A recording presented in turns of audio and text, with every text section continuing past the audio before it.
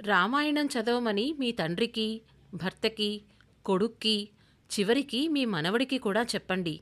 ఎందుకంటే భార్య గురించి చెడుగా విన్నా కూడా పరీక్ష పెట్టొద్దు అని పాఠం చెప్తుంది రామాయణం. భార్య దూరమైనా మరొక వివాహం అనే ఆలోచన రాని రాముని కథ రామాయణం. ఆత్మగౌరవానికి అవమానం జరిగినప్పుడు తల వంచుకొని సేవ చేయడం కన్నా భూగర్భ ప్రవేశం మంచిదన్న సీత కథ స్త్రీలందరికీ ఒక పాఠం.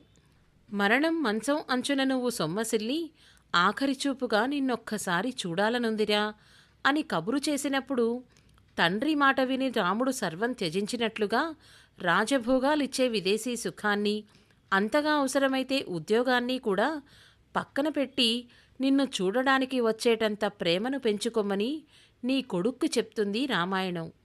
నిర్హేతుకమైన కోరికల వెనక వెళ్ళడం బంగారు లేడి వెనక పరిగెట్టడం అన్నంత ప్రమాదం అని నీ కోడలికి రామాయణం చదివితే తెలుస్తుంది. వనమున చదివి తండ్రిని మించిన తనయులైన లవకుశల చరిత్ర చదువుకి సుఖసౌఖ్యాలు తప్పనిసరి కాదని నీ మనవలకి నేర్పిస్తుంది.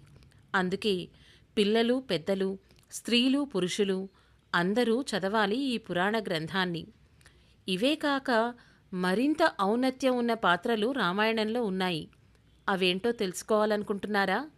అయితే నెక్స్ట్ షాట్లో సబ్స్క్రైబ్ చేసుకొని తప్పకుండా వినండి.